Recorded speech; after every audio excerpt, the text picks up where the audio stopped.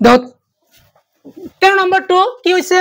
3 অঙ্কযুক্ত সংখ্যা 7 এর বিভাজ্য। এতে 3 অঙ্কযুক্ত মানে 3টা অঙ্কযুক্ত সংখ্যা কি কি আছে 100 এর উপর একেবারে 999 লইকে আছে না নাই? এতে 7 এর বিভাজ্য বলা গিয়ে কিন্তু আপু 7 15 গুণ কিমান হয় 105 7 16 গুণ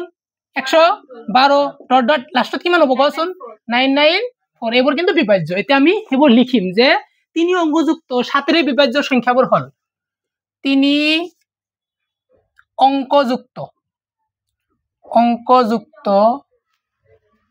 7 এৰ বিভাজ্য সংখ্যাবোৰ হল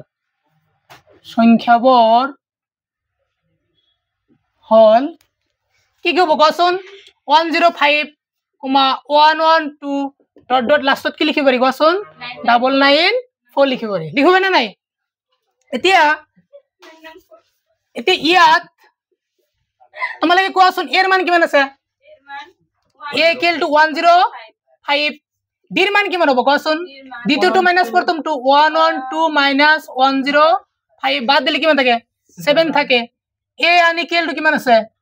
994 আছে আমাক কাৰ মান বাৰ কৰিব লাগে n ৰ মান বাৰ কৰিব লাগে না নাই? ফৰ্মুলাটো আমি কি জানো কোৱাচোন a আন equal to a plus n minus 1 into d that implies a n ৰ মান কিমান আছে কোৱাচোন n ৰ মান 994 equal to এৰ মান কিমান আছে 105 plus n ৰ মান নাই n minus 1 into d ৰ মান কিমান আছে কোৱাচোন 7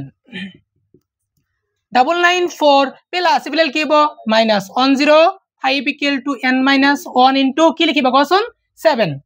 এটা আমি এটো মাইনাস কৰিম ইয়াৰ পৰা এক লও 14 ৰ পৰা 5 বাদ দিলে কিমান থাকে 9 থাকে ইয়াত কিমান আছে এতিয়া 8 8 ৰ পৰা 0 বাদ দিলে 8 থাকিব আকৌ ইয়াত কিমান আছে 9 আছে 9 ৰ পৰা 1 বাদ দিলে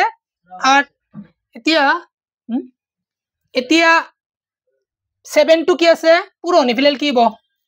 হৰণ ইকুৱেল টু n minus 1 এতিয়া আমি দেখা 7 1 গুণ 7 1 টো ইয়াত আহিব ন